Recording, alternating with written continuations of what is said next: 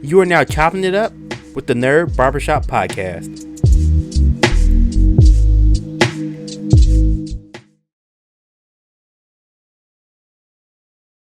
Thank you. Welcome to a brand new episode of the Nerd Barbershop Podcast. I am Taryn Williams. Thank you so much for clicking on this video and hanging out with me for a little bit. I don't know what I almost said.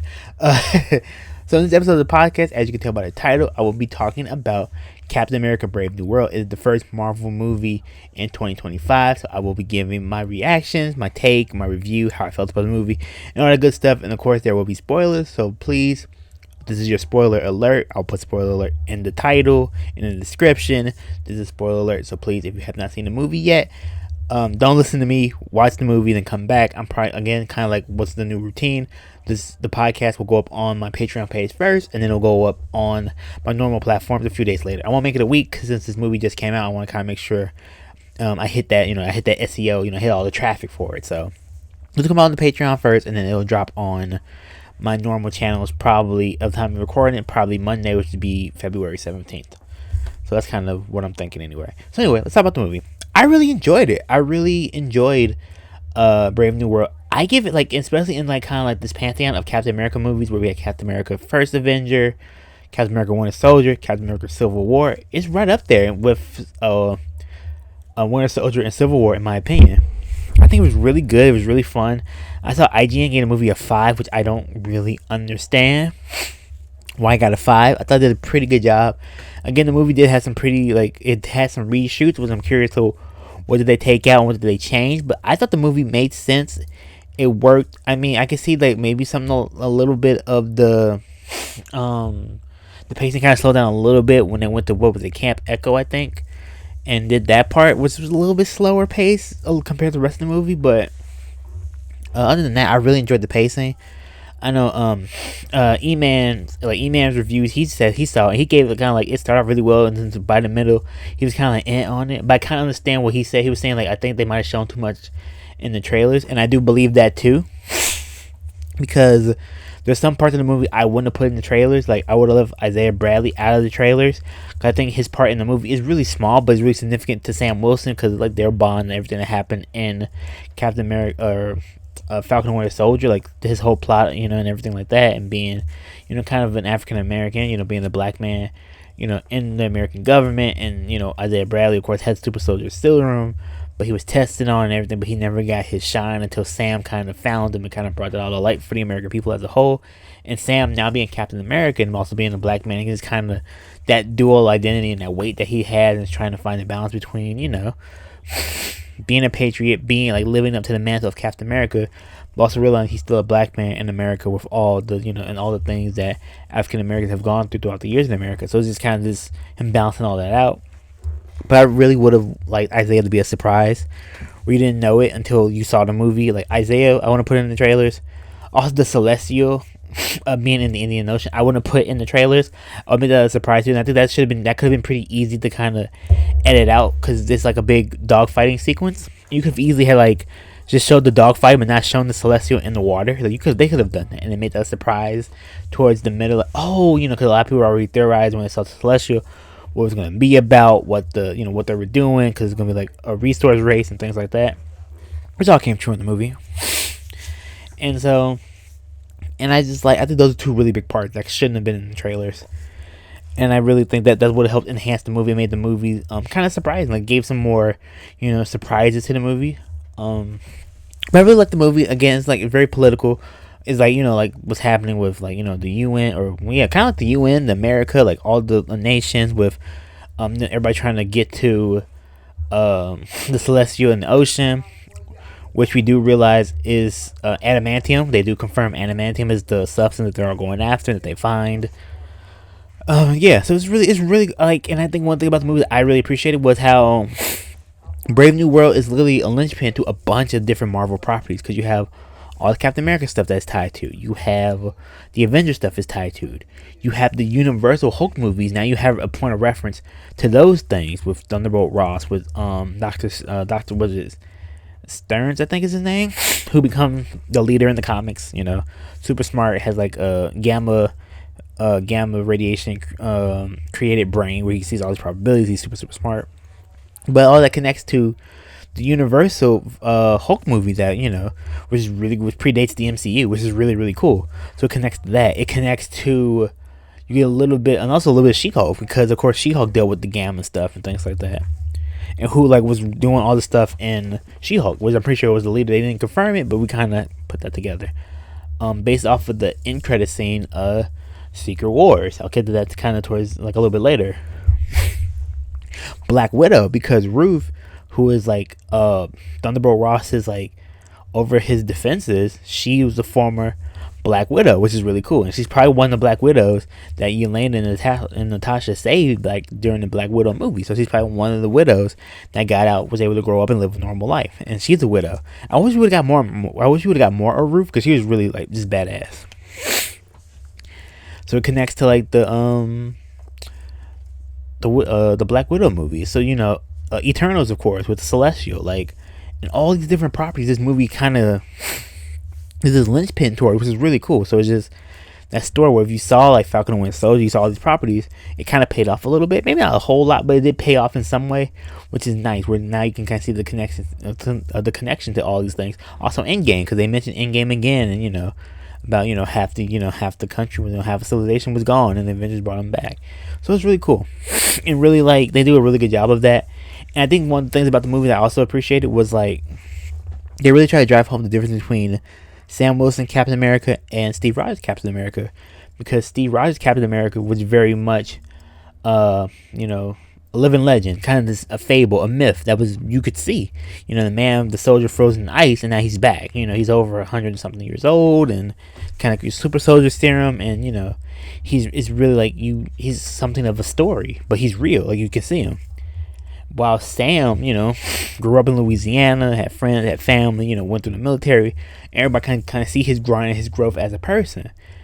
All the people that Steve kind of knew were all gone, besides, Bucky. But everyone else that he knew are long gone and long dead. And, there's no, he's kind of like a man, a man of the time, which is true. While Sam is more grounded. He's more connected to his community, connected to the people. Like, I think they kind of did it throughout the movie, where, like, in one of the earliest scenes, is Sam's in like a bar. He's walking around, and the bartender's like, "Nah, Cap, don't worry about it. I got you." He's like, "You sure?" He's like, "Yeah, no, it's on the house." So Sam walks by all these people, and they're all like, Cap, saluting them, just giving them kind of this praise, which was really cool.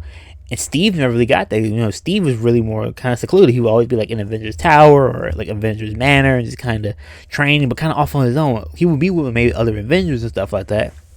But for the most part, he was kind of off on his own. He might be in the S.H.I.E.L.D. for a little bit, but other than that, you didn't really see him out in the public. If he was out in the public, he would have, his hat on, or he would just be kind of, incognito. While Sam is out in the public and people know his face, know who he is, he gets saluted everywhere, and it's just really cool, this duality of the two characters, where, Sam was a lot more grounded. And one of the first fight sequences that you have, is one like really cool fight sequences, Sam's fighting, and we know Captain America's catchphrase is, "I can do this all day." And when Sam's fighting, and after he gets to a point saying, and Sam says, "I got shit to do," which is really funny. Just kind of the cat, just the again that duality of, Steve has the serum, has all his unlimited like stamina and stuff like that. He can just keep going. Well, Sam doesn't. He's well trained, but he can still, he still can get tired. He can still have broken bones and stuff like that. He can't heal like that, or can't heal as quickly. Like, man, I got stuff to do. I can't be here fighting all day. I got shit to do. While Steve was like, "I can do this all day." It was really cool. I love those little parameters, like those little differences, those little subtle nods to each other, which is really fun. Like, I love Joaquin. I love the moments that we got to see of Sam, Joaquin, and Isaiah together. I hope we get more of those moments, because that was really cool. Of Joaquin, being around them and learning from Sam and Isaiah Bradley, and just them hanging out at the White House, I thought was really, really cool. Just really nice, just to see them interact, and Isaiah, not really being out, because he doesn't really like being out in public and things like that, kind of want to be left alone. But that scene in the White House, them hanging out, taking selfies together, they pull up to the White House in a limo, like picks them up. It's really cool. It's really nice. It's, again, just kind of ground Sam in this different, this different a personality, is a different world, and it was kind of nice to see Isaiah out having fun, like he was wearing the suit that he actually married his wife in. So it was just, again, all these really touching, these really grounded moments, which I really, really like. And and I think the plot had like a lot of different parts where you had the substance that was being like quote unquote stolen, and then you had like, oh, it was stolen, but no one knew who was the buyer. It's like, it was like the leader playing everybody left and right. And of course, that turns into when Isaiah tries to kill Ross in the White House. And of course it's like, oh, the president, like, you don't got control over the situation, it's probably you that did this because of like Thunderbolt Ross's past history. And he's like, no, it's not me. And just kind of like all these different things, because again, it's the movie very much deals with your past in a lot of ways, and how your past can still kind of haunt you, where you had Thaddeus Ross's past as being this kind of tyrant general, him trying to show that he's a better person. He's president and he still has some of those flaws, but he's like trying to be better. Of course Sam coming, Sam, of course, being an African American man in the military, which is always has been difficult, throughout history.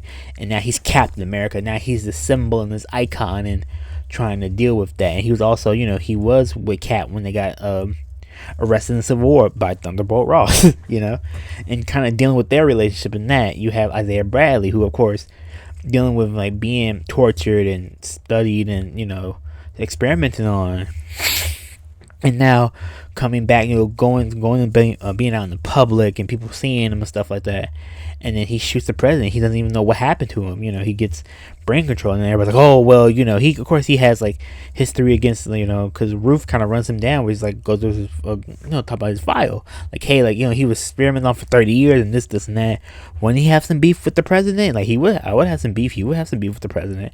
This is kind of like how your past is kind of comes back and kind of can be, can be exploited, in some way. And the movie talks about that. The movie's a lot about, trying to move forward, and you can't, like, how to handle like your rage and your anger. And there's a lot of different things in the movie, and a lot of different pieces that come together pretty well, in my opinion. Like, I enjoyed it from start to finish.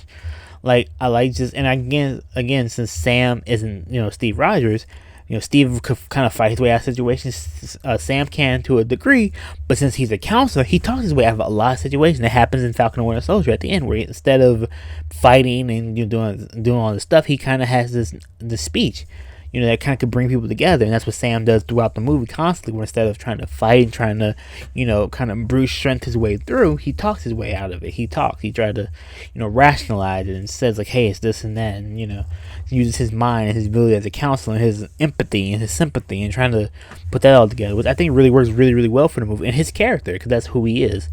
I love Sam's suit, like his newest edition of the vibranium wings and stuff. Top tier. Like, I love it. I kind of like he gets the darker color, which is very parallel to Captain America wearing more of a darker suit in Winter Soldier, which I like that comparison as well. We need more Marvel aerial dogfights, because the dogfight scene over the Indian Ocean was sick, with him and Joaquin taking on the fighter jets and stuff like that. It was super, super dope. Like, I wish it was longer, and I wish we got more of Sam fighting in the air. Like, I think they need to highlight that more, of his ability, because I think that's really sick. Because again, he doesn't have superpowers, but he has he's no one. I think only him and Joaquin are the only two people in the world that do what they do with their wingsuits. So we need more of it. I think that'd be really cool to highlight that. Of course, we got Thaddeus Ross turning into Red Hulk, which of course we saw from the trailer that was gonna happen. People were complaining like, oh, how can Sam fight the Hulk and this, that, and the other, and blah, blah, blah. I mean, he can absorb some damage. The shield can absorb damage. His wings absorb damage as well. And actually, you watch the fight scene at the end, Sam, his arm gets broken. So he was able to, like, his arm, like, he takes a lot of the wings, take a lot of the damage, but he gets, like, debris falling on him. And Sam's arm ends up breaking. He's bleeding and stuff like that. And the only way Ross calms down is when Sam's like, hey, you see where we are?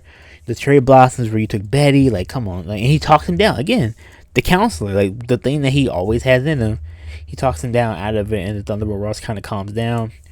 Like, I wish they wouldn't have shown, like, the White House getting destroyed in the trailers. That would have been a cool thing to kind of save for just the movie. Like, oh, because it's kind of, like, there are some things I do agree that they probably showed too much of the movie in the trailer, in the trailers, to get people hyped and interested, and something they probably could have left out. I think that also was a cool moment that they could have probably not shown in trailers and just let it, ride in the movie. Sam just talked to Bucky. Bucky shows up, Congressman Bucky Barnes. They have like a nice little chat and they have a nice little conversation. It's really cool. And again, the movie kind of talks about this identity where Sam's trying to be Steve Rogers, but he can't. And Bucky says his best, where he's like, Steve Rogers gave people someone to believe in, but you as Captain America, is give people something to inspire to, which is really cool. Because people couldn't be Steve Rogers because like I don't have a super soldier serum, but I could be Sam Wilson, and that's great. And that's kind of a theme of the movie, and it's something that Sam's kind of gonna keep dealing with, keep fighting with throughout the rest of his time as an Avenger. But I loved the movie. I thought it was really, really good. I thought it was really, really fun. I just thought it was different. I think maybe people probably thought like the leader part of it, him brainwashing everybody and using mind control, was kind of maybe seemed like it was too much, but it kind of fit. Because again, since Thunderbolts Ross screwed him over since the old Hulk movies, he was supposed to let him out of jail when he became president. However, he didn't do it. So it was, okay, well, I'm gonna fuck with you anyway. And he started giving them, because Thunderbolts Ross was having like heart issues. So Dr. Stearns was giving him these pills, but they were gamma radiated pills, and he would constantly up the dose of the gamma radiation every time he took the pills. So eventually he just put a Hulk inside of him. He basically was planning that. I don't know how long he'd been going for. I think it was like 3 years or something like that compared to the movie. Like in the movie, I think they said it was like 3 years or something. So he has this buildup of gamma radiation in his system. So all it took was like, triggers, just making him angry enough, and he popped off and turned to the Hulk. And so I guess he's gonna end up joining the Thunderbolts team, because since he was president, but he turned down the offer, or he withdrew from office, did all that thing. So I'm curious who's gonna be president now, because now there's a gap in the American government. So who's gonna be president? Was they left open? They didn't even tease it. They just left it wide open. So I'm curious who's gonna fill that void, and it might end up being Val, who's running the Thunderbolts team, but I don't know. I'm very curious to see who's gonna fill that in. And they don't say anything about it either.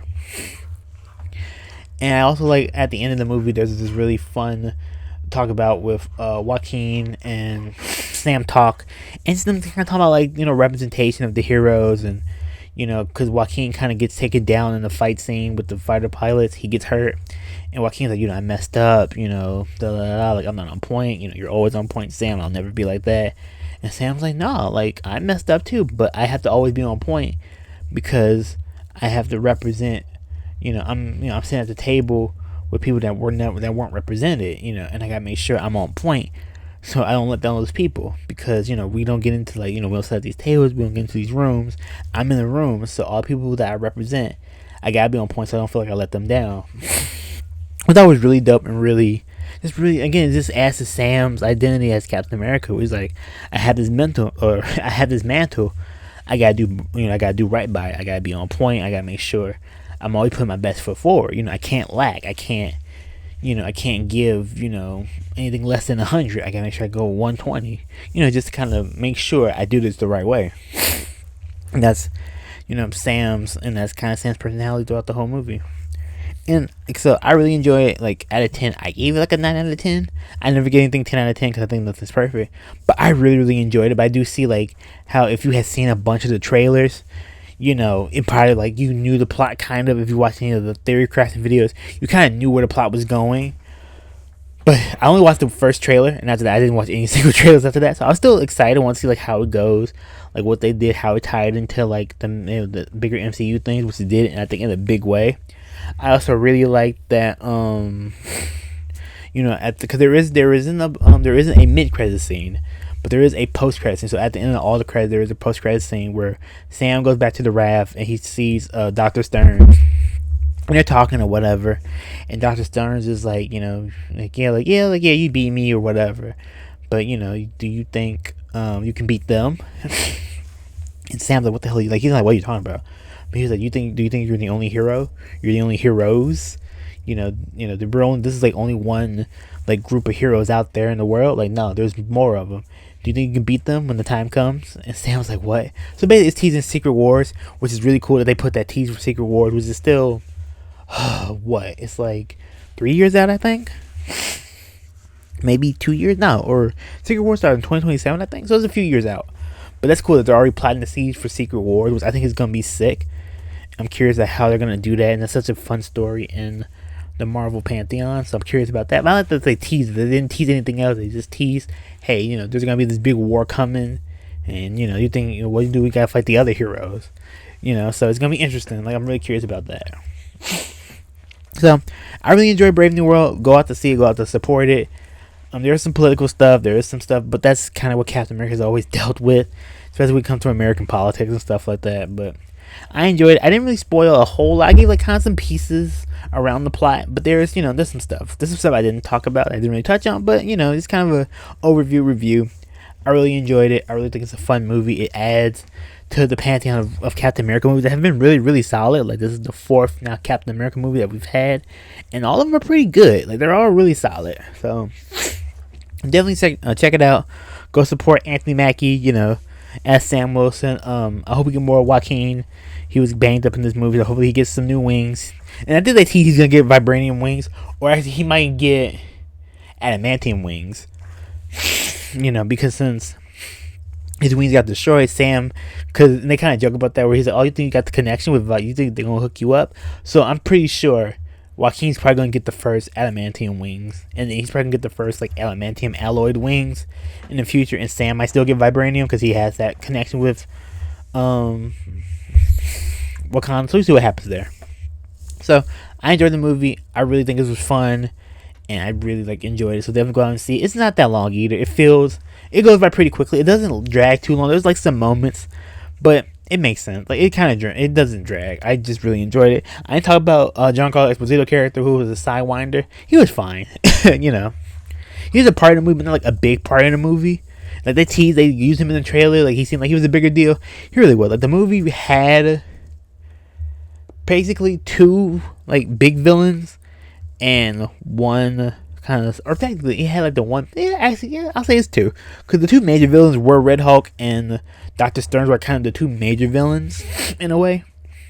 But even Red Hulk wasn't even the villain until at the very, very end, so wasn't that big of a deal. Like, Dr. Stern was a bigger threat because he was kind of manipulating everything, so he was probably the big bad. But Sam never fought him. They just kind of had a conversation. He went to jail. And then Sidewinder was, of course, the person he actually went against. But that was a quick fight, and Sam won. Also, Sam was a badass, where he took, a knife to the chest and, like, a little hatchet to, like, the stomach or whatever. I mean, he told Joaquin something, because Joaquin was like, "You good?" And he said something to him. And Joaquin was like, "Oh, that's with all that training." Maybe it had something to do with Isaiah's training. I don't know. I missed that part of the conversation. But Sam took some damage, though. And what I think, again, makes him a little bit different, where his training, his endurance, like, he's not going to heal. So he gets banged up, and those bangs, like, those wounds sit there for a while. So definitely go out and see it. Again, the first Marvel movie of 2025. Can't wait to go see Thunderbolt and Fantastic Four later on in the year, and also Superman, the Superman movie by James Gunn. That's come out. This is gonna be a pretty big summer for superhero movies. I think a big year for superhero projects as a whole. But we'll get to those later. Thank you so much for supporting me and the podcast. Again, thank you so much. The podcast will be, of course, up on Patreon first. Then a couple of days, it'll just be on everywhere. Spotify, YouTube, Amazon Music, Apple Music, like Stitcher. Wherever you get your podcast, the podcast will be there. All in forever, slicing, dicing, gaming. Not just a motto, it's lifestyle.